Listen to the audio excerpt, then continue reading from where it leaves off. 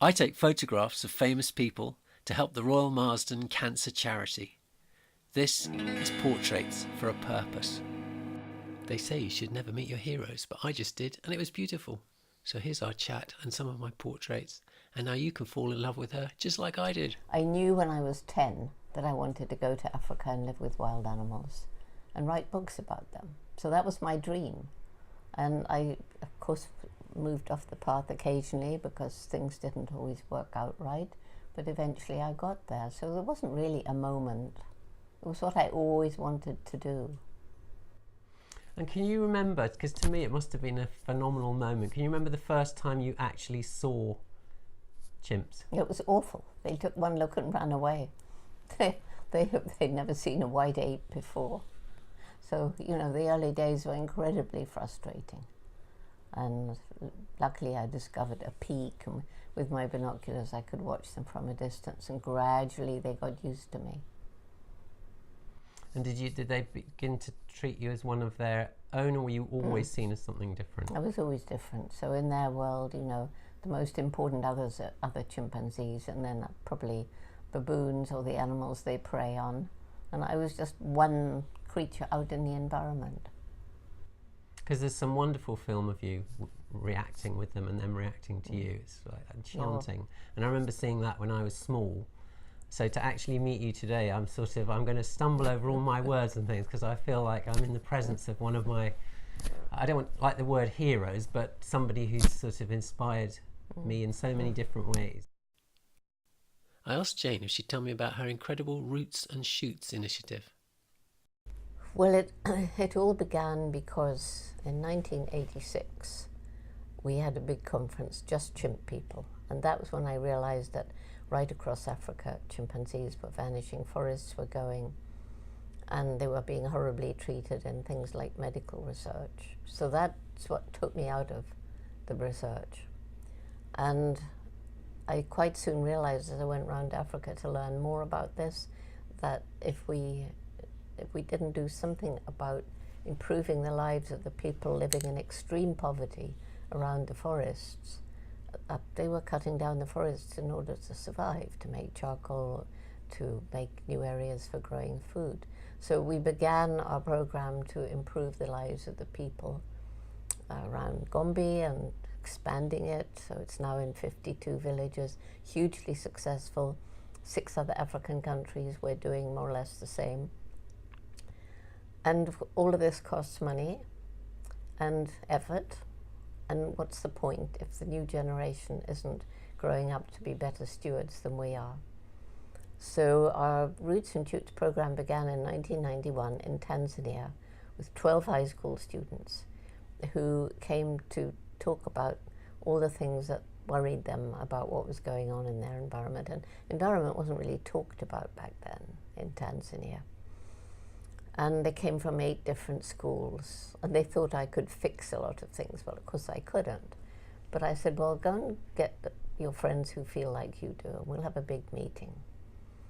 And I said, maybe something that you can do about it.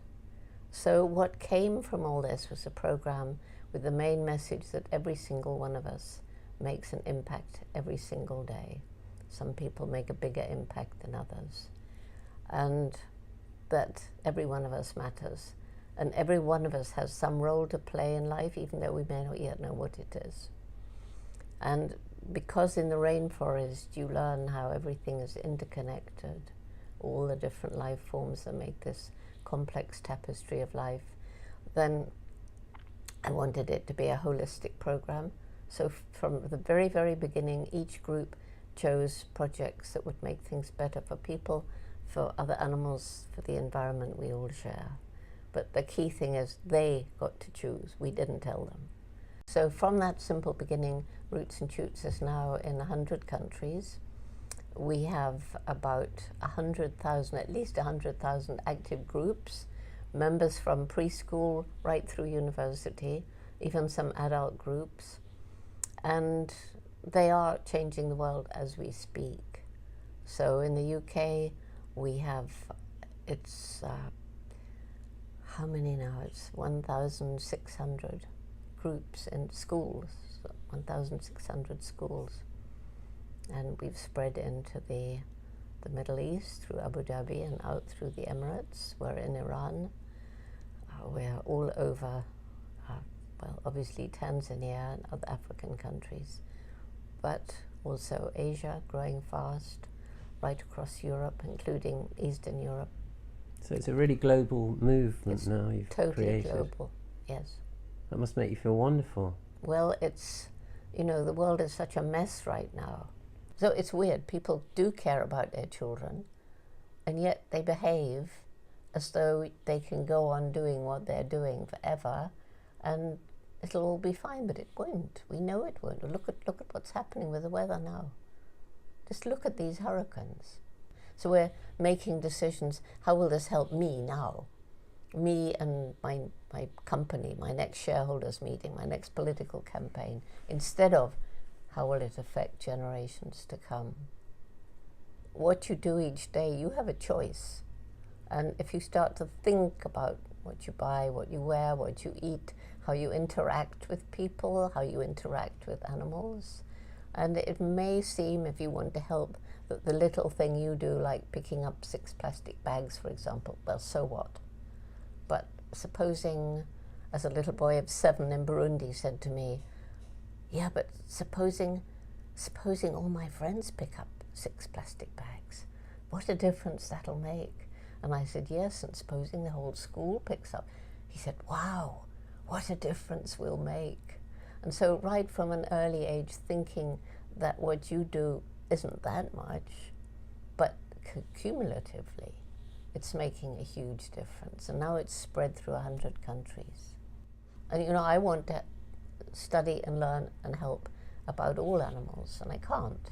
But the youth growing up, I mean, everywhere you find kids, some of them are fascinated by insects, some of them are fascinated by tigers. There's every single thing I could think of. There's a child somewhere who wants to do something to help.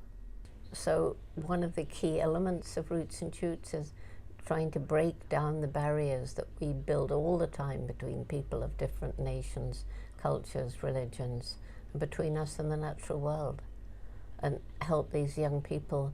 You know, you may look different, your skin may be a different color, your hair may be different, your culture may be different, your clothes, but if you fall over and cut yourself and bleed, the blood is the same, the pain is the same, your tears are the same. And so gradually they're learning about the importance of the human family. And, you know, and so what do we learn from all of this? We learn that we are part of and not separated from the rest of the animal kingdom, and that we're not as unique and marvelous and special as we thought. And we have this great brain, this intellect, which has enabled us, you know, to go and photograph the surface of Mars, but it's also enabled us to make nuclear bombs. And how is it that this amazing intellect is now what's destroying the planet? It's a disconnect between the brain and the heart, I think. And I truly believe only when head and heart work in harmony can we achieve our full human potential. Thank you to the wonderful Jane Goodall for being an incredible person and an amazing inspiration. It's free to subscribe to my channel, and it helps me to help the Royal Marsden Cancer Charity. So go on, click to conquer cancer. Thank you.